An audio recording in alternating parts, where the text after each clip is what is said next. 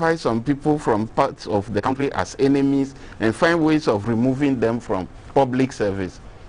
Now, I gave the example of Ivory Coast because the security situation in Ivory Coast at that time, if Gbagbo had read it well, he wouldn't have attacked those commando units from the north. The same thing this guy started in Ethiopia without reading the security dynamics in the country.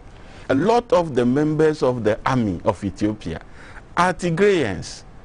And so if you say you are declaring war on Tigray, what are you doing? They defected and joined their people. These guys have ruled the country for long. They have foothold in different parts of the political system, the intelligence system. So they regrouped. And today, you see that Abiy, who was trying to build the country, have pushed these Tigrayans to have other groups in Ethiopia form alliance with them. And now it seems that is the Amara people versus the rest of Ethiopia now. Okay, even troops that have defected from, enemy soldiers are now even coming together and say the common enemy is Abiy. Okay, so Abiy's role in this is fundamental. I don't know where he got his orientation from, but his singular attempt to clean Tigrayan people out of government, which is a miscalculation, because he thought that there was a lot of public anger against the TPLF that brought him to power. So he thought that based on that he has public support to treat them in a particular way. Miscalculation. And as my colleague said, that he forgot that these Tigrayan people have been fighting the Ethiopian government since the 1940s. And any time they launch, they win. I'll come back to you, Doc. But I want you to tackle something generically in Africa. Why would leaders assume power and try to tax some people and eliminate them and feel that they are secure? Yes, I think he's made a fantastic point. And it's the clinical naivety of it all. It's either that or plus some grandiose delusions of grandeur. You know, when people get power, sometimes they get very silly. You know, and the power entrenches them in a way that they take decisions which are most inappropriate. And their hangers on are sitting there, the cabinet is saying, yes, Mr. President, I think we support. It's all very, very wrong. We've seen this not only in Africa. Look at the Saudi Arabians with Yemen. They said we're going to go there for only 3 months. Look at the problems in there. Syria, when you want to go to war, it is going to take you 5 years or more to finish that war. You don't go to war 1 week and finish the war in 2 weeks. It takes years to go to war and finish it. The Biafran war took about 5 years. That was another type of war. Something similar has, incidents like this about the federal government wanting to tackle, the Republican wanting to tackle the federal government. So what we are seeing today is a reflection of what the world is. And that the war is not the way forward. It's jaw-jawing diplomacy, and hard diplomacy is not going to work. This is not the question, but do we have to always, sometimes be careful about the personality of leaders that assume office? I think as of now, we are beginning to realize that when we, if people knew what Mr. President Trump was going to do, they probably would not have voted for him. There are other leaders that we don't need to mention their names. So when they get in there, whether it's the psychology or some psychosis that gets into their head, they start behaving very strangely against the whole population. Now, if this war goes on, it means that people will die. Apparently, about 100,000 people have died already. A lot more are going to die. It's Prime Minister Ahmed telling me that in this lifetime, and whilst he's the Prime Minister, he wants to see his people die and die for nothing. I beg to differ. I think there's something very wrong there. If he behaves like Mr. Mandela, that look, he has a thinking process which is beyond many people's thinking, and that he can wake up tomorrow and make a press conference and say, look, I made a terrible mistake. We need to stop this war now. I will stop this war immediately. The international community should help me. All other actors here should help me. to stop this war from tomorrow going, we will all see him as a remarkable character. He might probably get a Nobel Prize, another Nobel Prize again. But if he keeps on digging in, he will not win this war. And a lot of people will die. And then you have a lot of migration, not only in Africa, but also into Europe. A whole lot of strange things happening in migration in Africa, which is not wanted. That is experience talking. Doc, another factor, Tigrayans. Ever since the ouster of Mengistu Haile Mariam, they have been in power.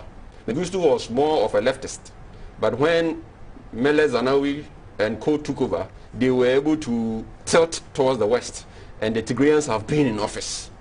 Now, when you are looking at the actors, you've mentioned Abiy, and we have looked at his relations with, or the relationship with the Tigrayans.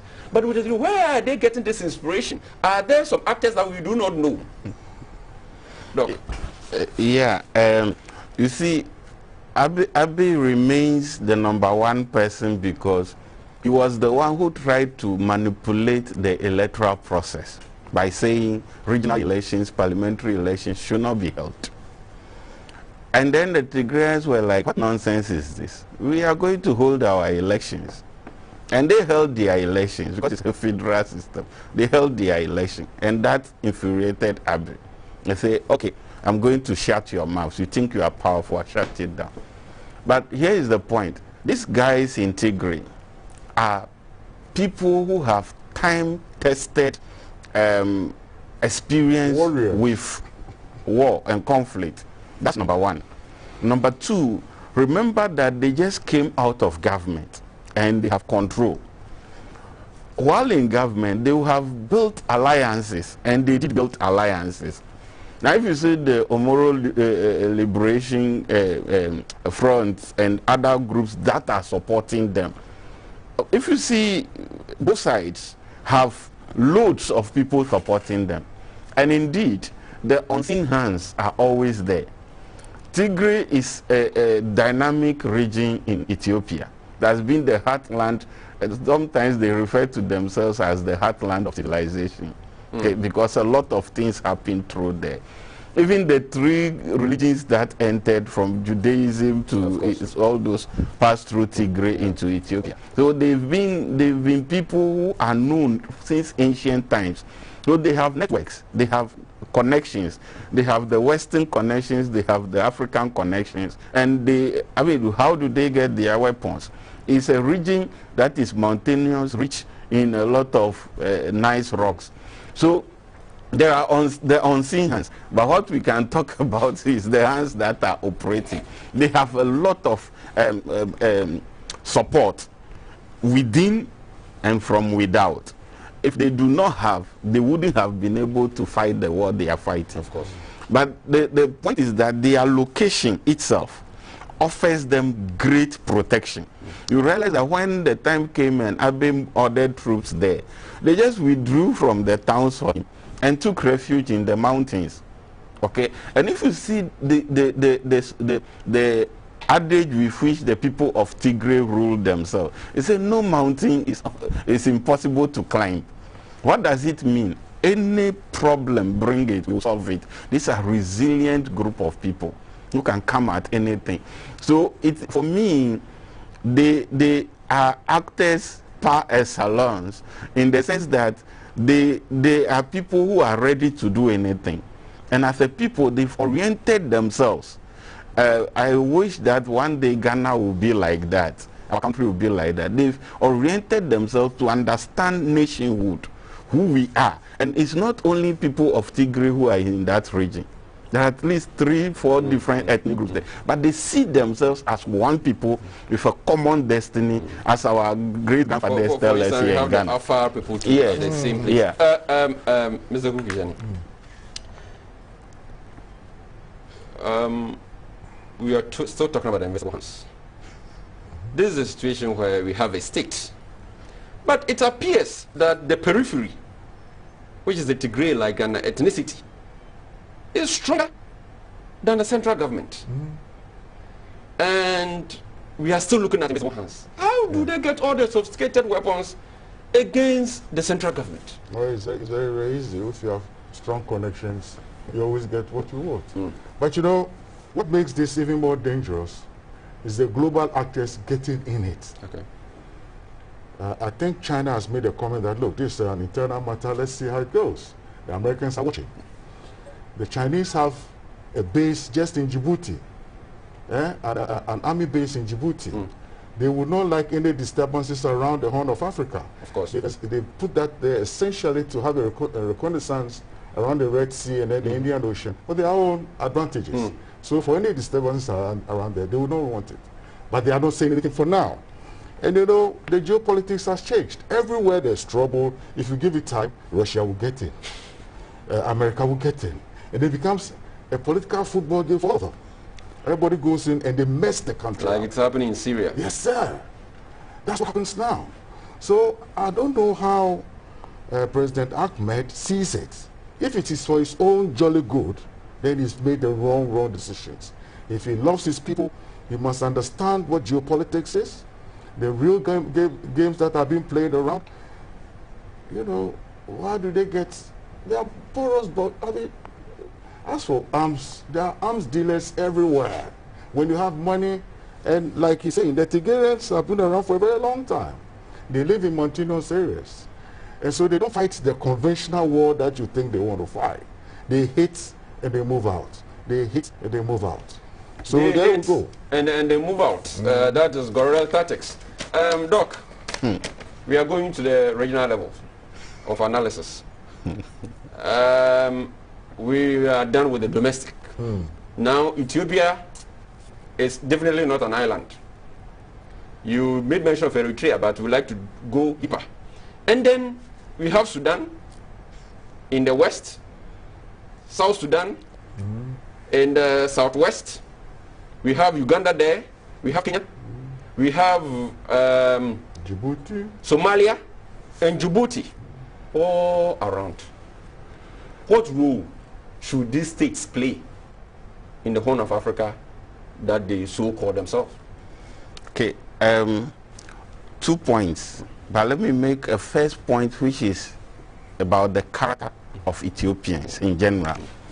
Now, Ethiopia is one country in Africa that you can be proud of in terms of dealing with Western incursions and interests. Because it's one of the few countries in Africa that you can't be a Westerner, go there and say, this is my policy prescription for you, and they take it hook, line, and sinker like other African countries do. They can put you on the next available plane and say, go away with your money. Give us the money, we know what to use it for. You don't know our problems, you can't tell us what your donation is to be used for. So that's great. And you see that that mentality is what is now destroying Abiy, because he's deploying that mentality wrongly. At this point, you see that apart from his friends from Eritrea and Sudan, which is the second point we are coming to, he's not able to call for international assistance and support, because the ordinary Ethiopian mindset doesn't look for those things. They are not beggarly like other countries are in Africa. So he's not calling for international support. That will have solved the problem in a way. Number two, the international directives that are being given to, even with threats, that if you don't do this, we will do this. Facebook has deleted his post. I mean, he's not interested. He's not bowing down. That is one other part of it. Now, if you come to the regional dynamics, in international law, one of the things is that a government must invite help.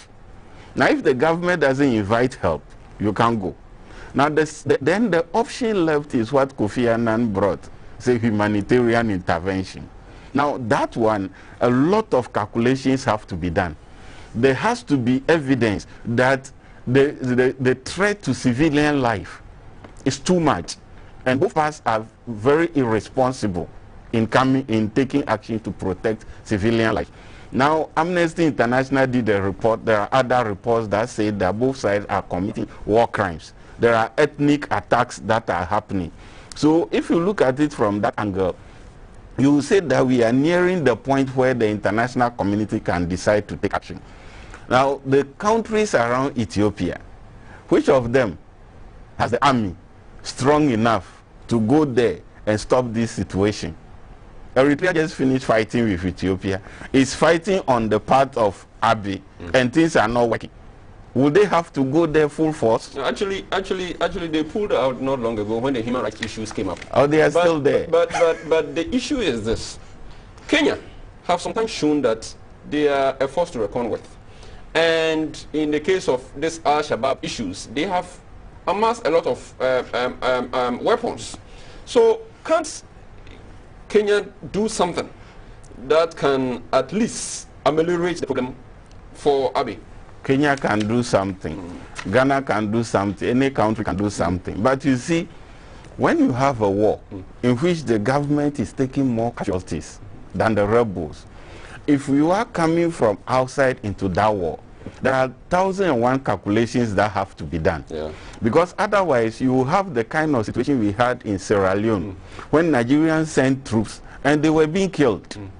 Nigerian citizens will protest. It will lead to other things internally. Yeah. So every country would like to calculate the effects that it will have on its own economy, who is sponsoring and who is not sponsoring. So right now, if Kenya has to go there, note that if you go there, are you going on the side of Abiy or you are going as a peace enforcement force? Which one are you going to do? Now, whom are you keeping Abiy? So you have to understand that when internal crisis starts, you have to give space for the internal actors to make certain decisions. So it is not to cut you, as you mentioned earlier, can it also be the case that the TPLF had this kind of diplomatic relations with all these neighboring states such that some of them might have even received help some time ago from them and wouldn't want to intervene on the side of the government? That's exactly the point that that's why I said from the beginning, Abiy miscalculated. How did you miscalculate? These guys just left power. Okay, so if they left power 2018, you have 2 years. These guys have entrenched themselves over many years. They have contacts, they have connections, they build relationships. You see, and the Ethiopian scenario is such that there are a number of dynamics involved.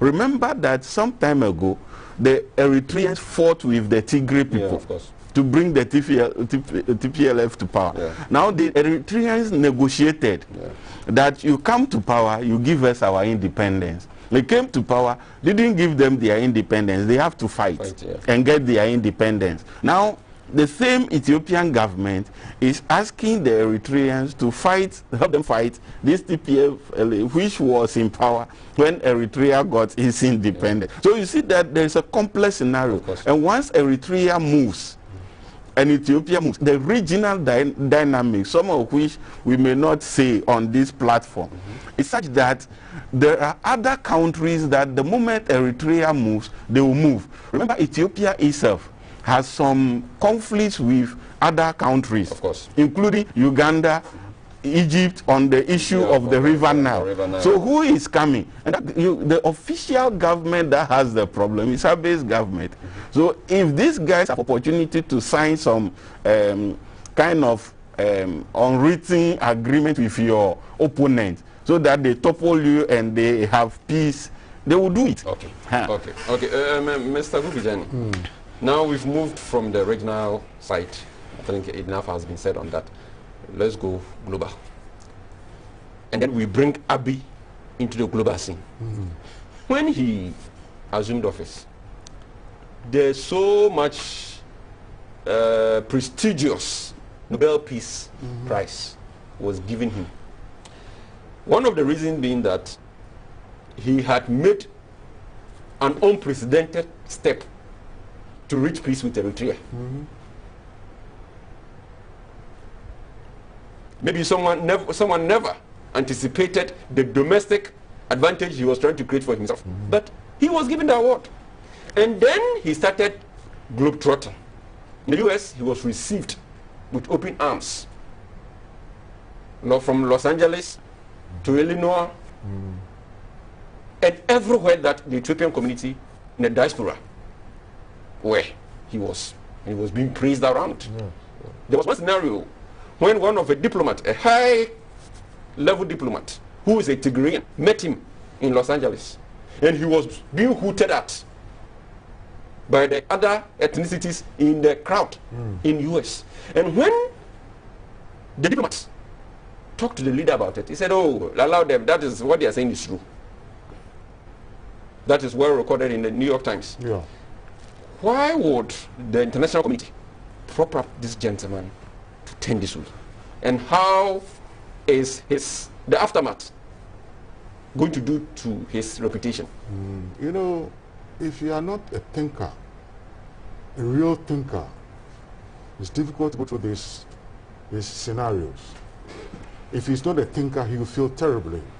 If he's a thinker, he will find a problem, find a solution to this problem.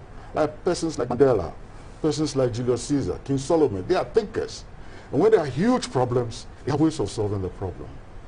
Getting the Nobel Peace Prize, that's fine. He enjoyed what we call innate. And so he's been very clinically naive. He's a young man. I think he's half Tigerian, yeah. half Tigerian too. His blood stock is half Tigerian. But he's been very naive and thinking that wars are things that can be simplified. You cannot have your neighbors engaging in your wars when they don't even have money to feed their people. Wars are a very expensive business, so they cannot get involved in it. International actors who will eventually come in. And even for countries like Kenya and all these surroundings, it's a landlocked country. All these countries will quietly seek permission from their big boys that, look, what do you think we do with these people? And they say, hold on, we need to find out, we know when to move in. So they have masters that they will have to feed from.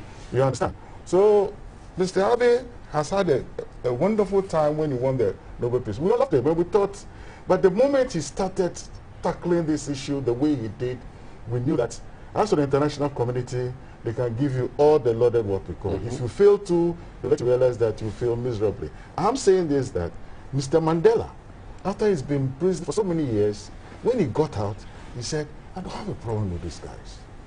They're peaceful. You know, for somebody to think like that, he's a Machiavellian guy. You need to be Machiavellian. You need to be thinking extraordinarily. So I'm pleading to Mr. If he's listening, now look, find a way to reverse this, to do a U-turn quickly, a U-turn, to save not yourself, but your whole country and the whole of Africa in that matter. Because if he doesn't, the mayhem will be so much for all of us. Doc, in the small states of Djibouti, we have a French military base, we have a US military base, and a Chinese military base. And for the Chinese military base, Mr. Kukujani has already spoken about it. Trying to monitor the mouth of the seas that leads to the Red Sea and the Suez Canal. And the region, the entire region. Now, the US, UN, African Union, and other powers are saying that they have spoken and nobody seems to be listening, and it's quite too late. Was it, for instance, let's take the US. Is it ever too late for the US to intervene if it really wants to? Or it is a subtle endorsement that Abi's time is up? The point is, I will take off from where you landed. The point is, intervene to achieve what objective? You see, if the government is strong, you can intervene to support the government to end it.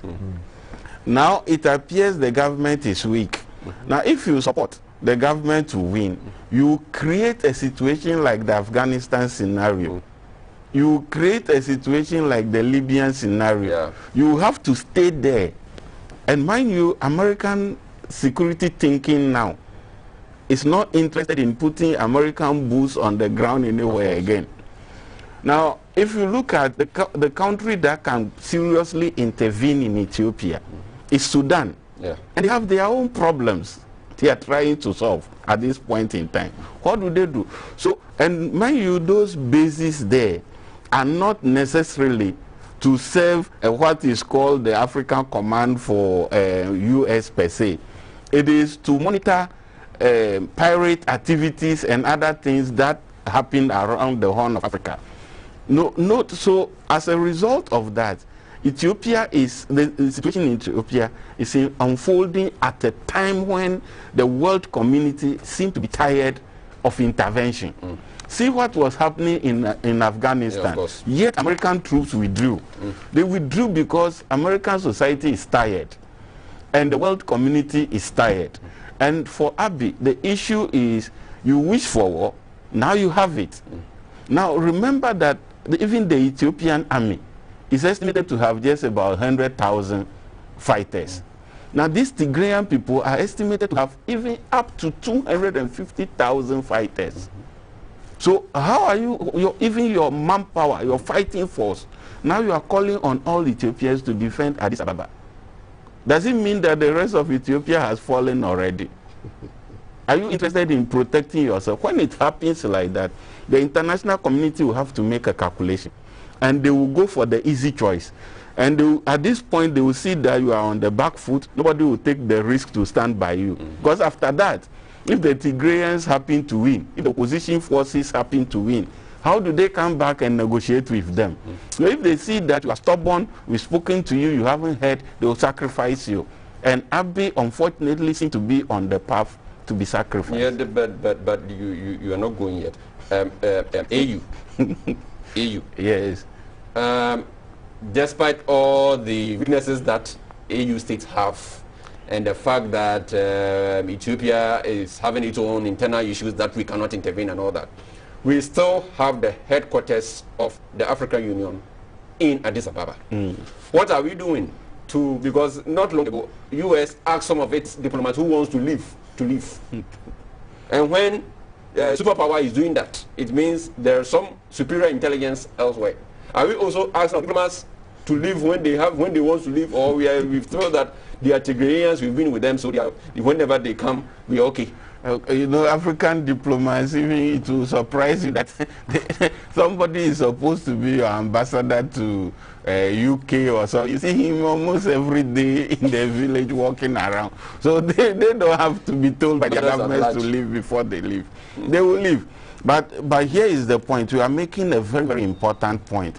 You see, the African Union has become a toothless bulldog because the big players in the Union are themselves having problems in their backyards. Yeah, so there's nobody to lead the charge on anything. South Africa, you see, you have people who are threatening that this November they will go for, how do they call it, this one, they chase blacks away and those kind of things. Xenophobic attack, they are going for it again. So there is no country with the high moral ground and standing to be able to, the guy who does the bad job sometimes is that guy in Uganda, who send forces to do things all over the place. But he himself, where he has gotten to now, I'm not sure that he's thinking of intervening in a conflict like this.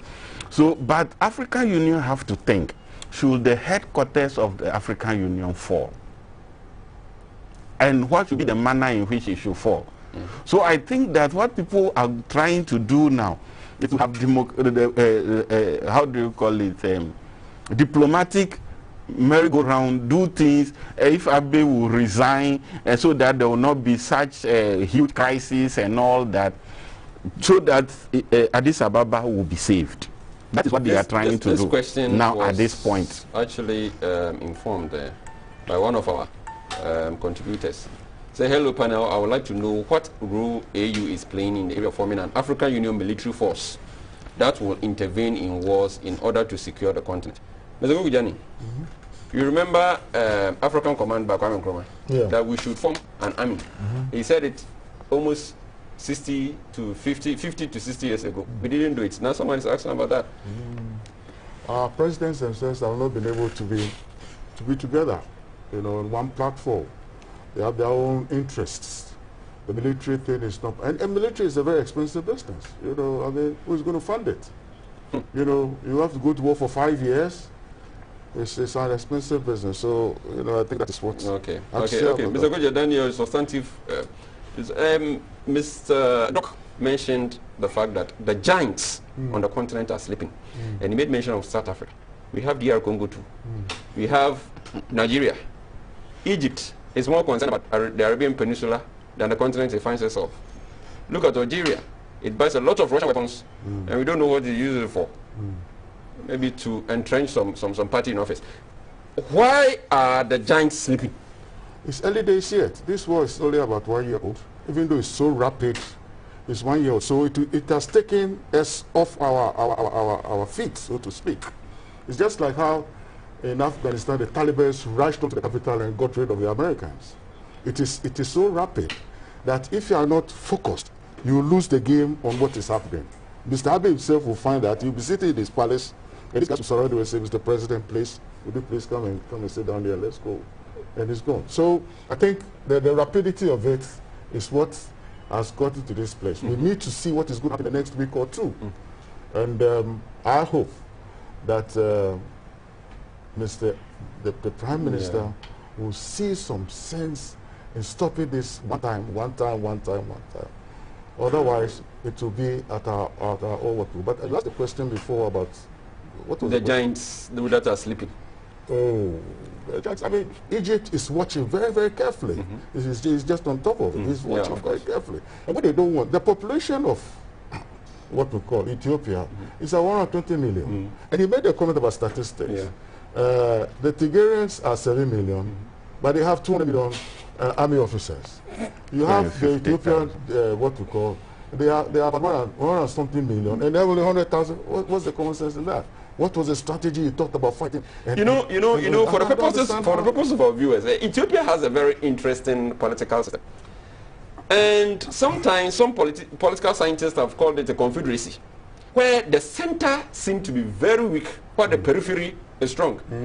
And because of that, it seems your ability as a leader to play your cards well then gives you the leverage over the other ethnicities, and then you rule. That's what it seems like. But there's one very interesting thing I would like to discuss. We are told that when women are in charge or are given some influential position, they are able to smoothen out things. The head of state of Ethiopia, that's one of other things that Abiy did that also gave him international praise. For the first time, the head of state of Ethiopia was a lady. And look, what do you think would be the advice this lady will render to the Prime Minister? And what if the advice is not taken? In Africa, the head of state will have to be like the Gaddafi type. Gaddafi was a head of state, he has prime minister, but he was known. Or executive head of state, yes. But this guy, in this contest, is like a ceremonial kind of thing. So you give advice, this guy is in charge of governance, he makes the decisions, he commands the army, and he says this is what we are going to do. But see, let's understand that in this contest, the head of state is powerless unless she has her own command powers to be able to press some knobs around Abe, who will talk to her. But unfortunately, where things have gotten to now, the window of opportunity for Abe to save the situation seems to be slipping away too fast. Because instead of declaring a state of emergency, you should have declared a ceasefire and go to the negotiation table. And if the rebels will not negotiate, the international community can come and help you stop them.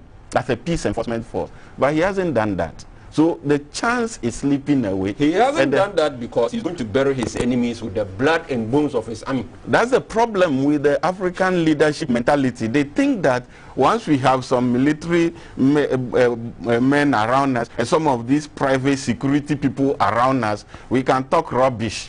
You see, but you see, the point is this. If you are dealing with a group of citizens who have become frustrated, and they say enough is enough. If you see the partnership that the Tigrayans are getting now, the thing has positioned Abe as the common enemy. Now if you do that, how do you say that you are going to bury them? Bury them how? You see, even if you have to win a war, do you have to regard your own citizens, parts of your country, as people who deserve to be buried? Is that how you think? Is that what leadership is about? So, and you see, that's why I say he is involved in gross security miscalculation. And I am sad because this guy was an intelligence officer.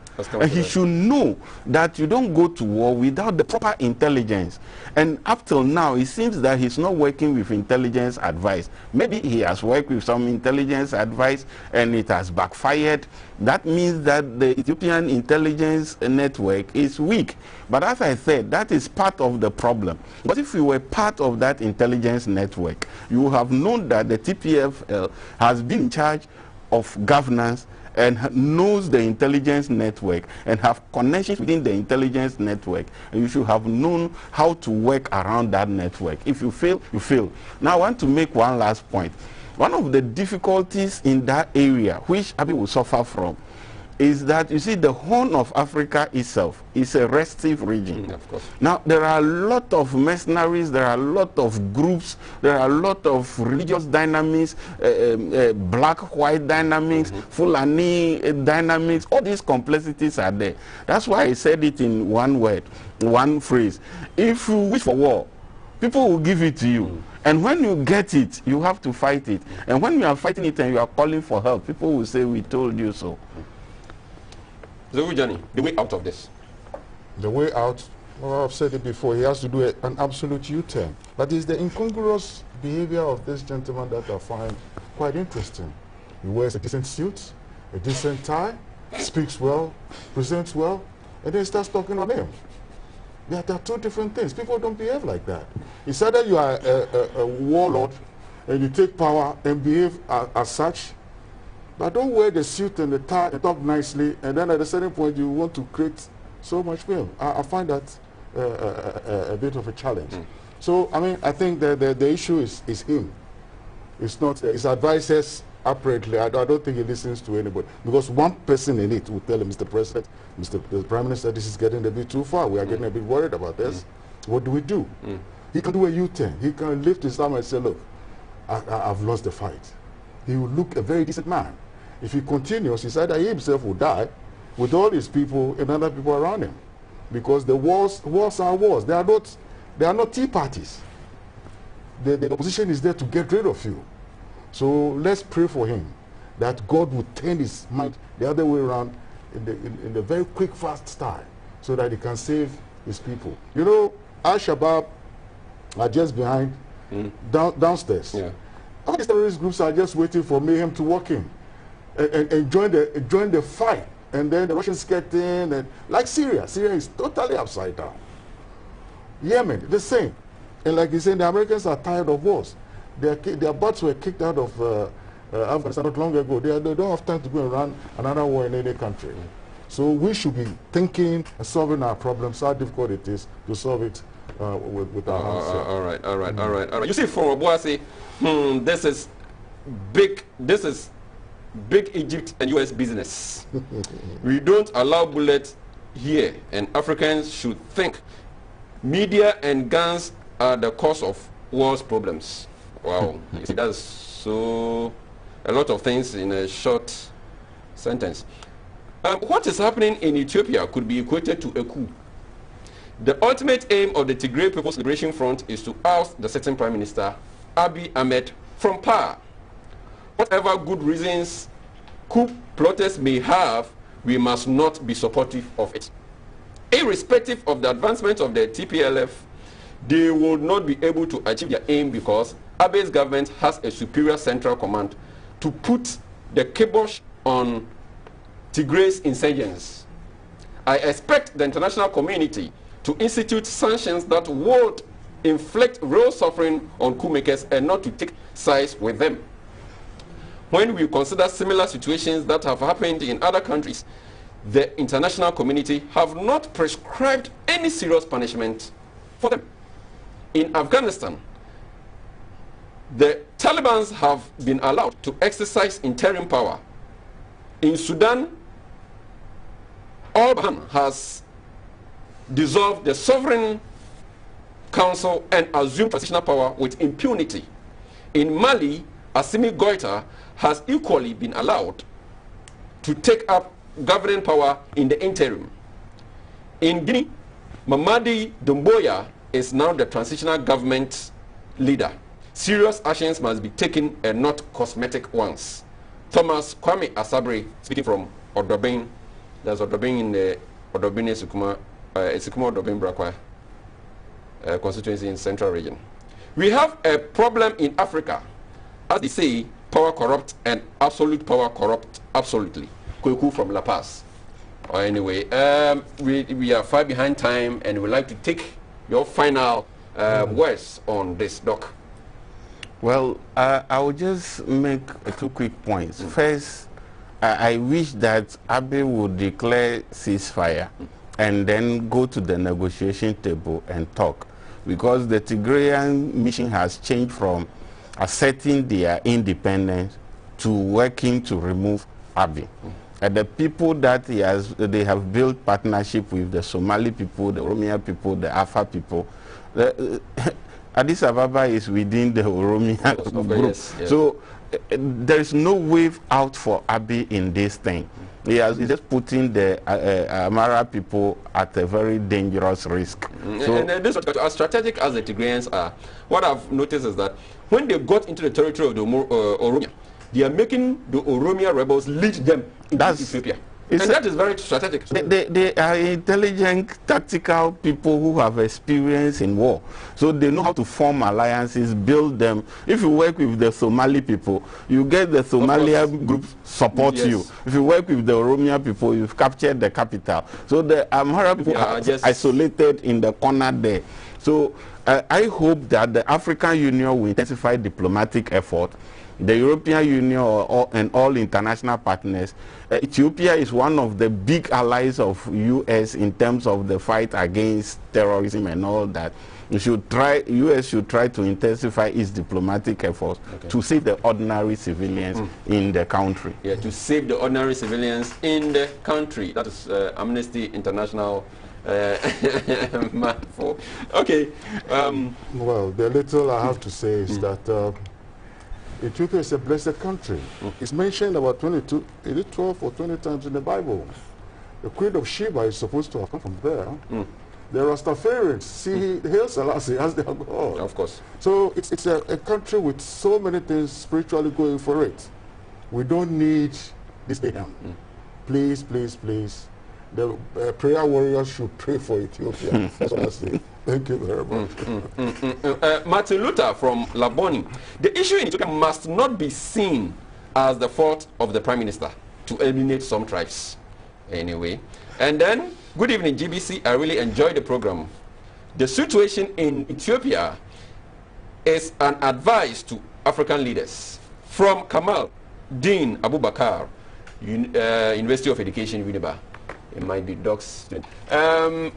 Thank you very much. This brings us to a close. The program. My name is Fidel Amachi Owusu. I was with Dr. Vincent Ajalmesa. He's a security expert and a senior lecturer with the University of Education, Winneba. And then we were with Mr. Kukujani. He's a political commentator, and he has also been on this show. And he's also a psychiatric expert. That's right. Yes. I was hoping you mentioned yeah. Thank you very much for your contribution and everything. Meet you same time next week. Bye. Bye-bye.